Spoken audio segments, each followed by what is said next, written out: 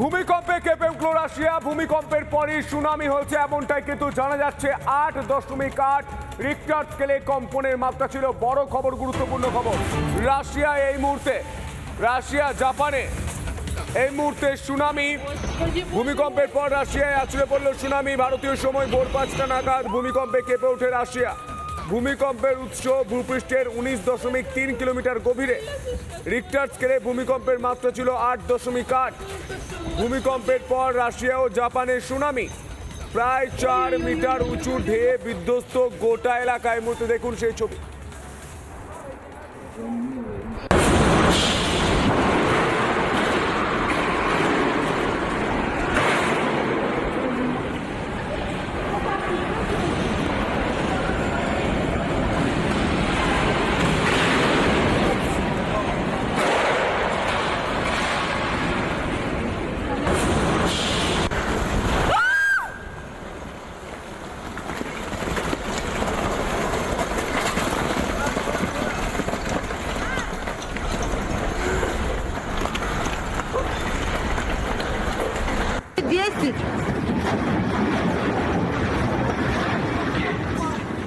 Офигеть!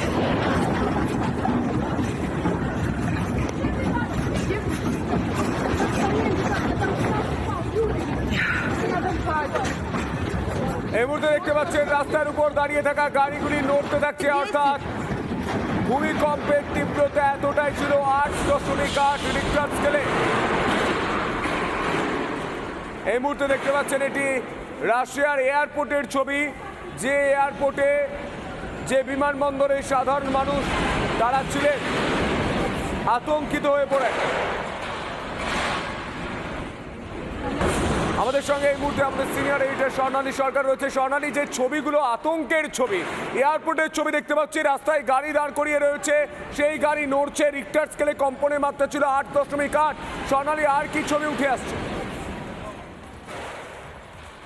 ভয়াবহ সমস্ত ছবি এবং যে ছবিগুলো থেকে দেখাচ্ছে রাশিয়া জুড়ে এই মুহূর্তে আতঙ্কের পরিবেশ। কারণ প্রায় তছনছ মতো অবস্থা এবং যেখানে প্রায় 3 থেকে 4 মিটার, কোথাও কোথাও 5 মিটার পর্যন্ত উঁচু ঢেউ দেখতে পাওয়া গেছে। একই ছবি, ভয়াবহ ছবি কিন্তু জাপানেও দেখতে পাচ্ছি আমরা, যেখানে জাপানে একটা বিশাল ঢেউ আসে পড়েছে। সেই ছবিও কিন্তু আমাদের কাছে এসে পৌঁছেছে। সূত্রপক্ষ থেকে আমরা যে ছবি দেখতে পাচ্ছি, জাপান পর্যন্ত, জাপানের হোক্কাইডো উপকূল যেখানে আসতে পড়েছে এই সুনামি। আমি জানিয়ে রাখি যে এই পুরো জায়গাটা, অর্থাৎ রাশিয়া এবং জাপান, মানে প্রশান্ত মহাসাগরের উপকূল ধরে যে বিস্তীর্ণ অঞ্চল, সেই অঞ্চল জুড়ে কিন্তু ভূমিকম্পের পরে সুনামি হয়। এবং ঘটনাচক্রে খুব সিগনিফিকেন্ট যে এই ভূমিকম্পের উৎস 19.3 কিলোমিটার গভীরে, ভূপৃষ্ঠের 19.3 কিলোমিটার গভীরে। মানে কতটা গভীরে ভূমিকম্প, তারপরও রিক্টার স্কেলে 8-এরও বেশি রিক্টার স্কেলে ভূমিকম্প হয়েছে। এবং যে ভূমিকম্পের পর সুনামি খুব স্বাভাবিকভাবে, কারণ যে প্লেটগুলো রয়েছে আমাদের এই প্রশান্ত মহাসাগরের তলদেশ যে প্লেট রয়েছে, সেই প্লেটে কত বড় চেঞ্জেস হলে হয়তো পরবর্তীকালে যারা এর বিশারদ তারা আরো স্পেসিফিক্যালি বলতে পারবেন। কিন্তু আমরা এটুকু বুঝতে পারছি দিনের পর দিন বিভিন্ন এই ঘটনাগুলো কভার করতে করতে যে কত বড় মুভমেন্ট তাহলে হয়েছে, যে কারণে ভূপৃষ্ঠের 19.3 কিলোমিটার গভীরে হওয়ার পর রিক্টার স্কেলে 8-এর ওপরে এই ভূমিকম্প মেজার করা হলো। এবং এত বড় ভূমিকম্প হলে আমরা জানি যে এর আগেও দেখেছিলাম আমরা 2028 সময় এই এত বড় মুভমেন্ট হলে তার কিন্তু ভূমিকম্প হলে তার আফটার এফেক্টে এত বড় সুনামি আসে। কিন্তু সব থেকে ভয়ের কথা শুনতো এই মুহূর্তে যে ভয়াবহ ছবিগুলো আমরা দেখাচ্ছি, রাশিয়ার ছবিগুলো, জাপানের ছবিগুলো, সেই ছবিগুলো পাশাপাশি কিন্তু আরো ভয়ের খবর রয়েছে যে এই ভূমিকম্প বা এই সুনামি সতর্কতা শুধুমাত্র রাশিয়া জাপানের নয়। এই সুনামি সতর্কতা কিন্তু শুধু একদম পশ্চিম প্রান্তে আমেরিকাতে পর্যন্ত হচ্ছে, লস অ্যাঞ্জেলেসে পর্যন্ত হচ্ছে। অর্থাৎ বিশ্ব জুড়ে সুনামির একটা সতর্কতা তৈরি হচ্ছে।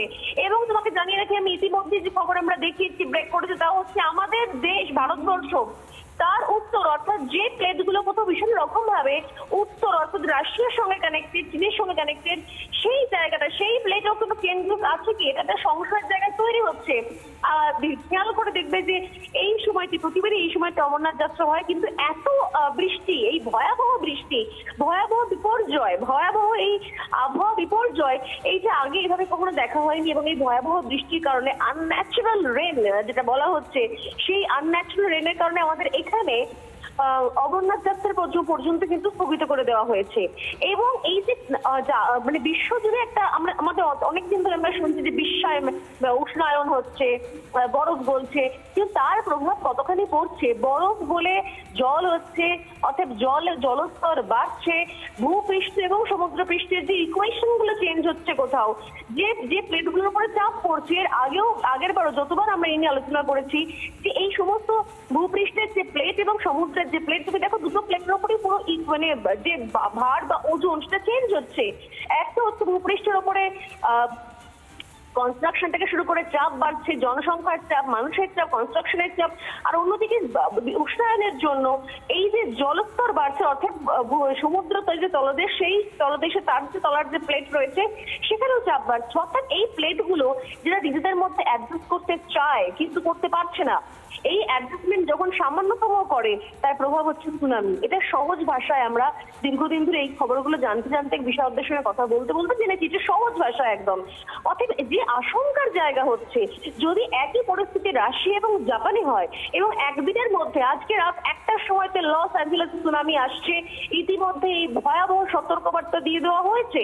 অতএব তাহলে বিশ্বজুড়ে সুনামির যে সতর্কতা, অর্থাৎ তাহলে কিভাবে এই তলদেশের যে প্লেটগুলো, অর্থাৎ ভূভাগের যে প্লেট এবং সমুদ্র ভাগের যে প্লেট, সমুদ্র পৃষ্ঠের যে প্লেট, এই প্লেটগুলোর কত বড় মুভমেন্ট কোথাও শুরু হয়ে গেছে, যে কারণে এই ভয়াবহ ছবি আমরা দেখতে পাচ্ছি।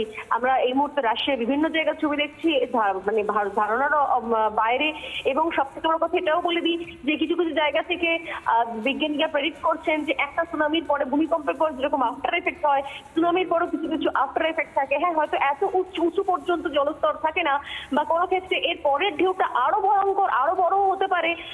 সেক্ষেত্রে এই সুনামি হয়ে যাওয়ার পর যে একদম জাপান বা রাশিয়ার যে ছবিগুলো আমরা দেখছি, তারা যে একদম সেফ, নিরাপদ রয়েছে এই মুহূর্তে, সেটা একদমই নয়। কারণ এটা হয়ে যাওয়ার পর এমনি তছনছ হয়ে গিয়েছে, মানুষ হাহুতাশ করছে, কান্নাকাটি করছে, এবং একের পর এক জায়গা, রাস্তাঘাট, বাস স্টপ, এয়ারপোর্ট যে অবস্থায় হয়ে রয়েছে, এখান থেকে কিন্তু যদি আবারও কোনো পরবর্তী, অর্থাৎ রাত 1টার সময়তে অন্য প্রান্তে যে সতর্কতা দেওয়া হয়, সেখানে যদি তার মধ্যে কোনো আফটার এফেক্ট আসে, তাহলে কিন্তু সত্যি সেই সতর্কতার জায়গা থেকে কিন্তু এই এশিয়ার যে প্লেট, তাহলে নিশ্চিত হয়ে যাবে যে সেই প্লেটে এত কোনো বড় মুভমেন্ট হচ্ছে, যে কারণে এগুলো হচ্ছে। এবং সেক্ষেত্রে কিন্তু কোথাও সতর্কবার্তা জারি করতে বাধ্য হবে আবহাওয়া দপ্তর, আমাদের দেশের ক্ষেত্রেও।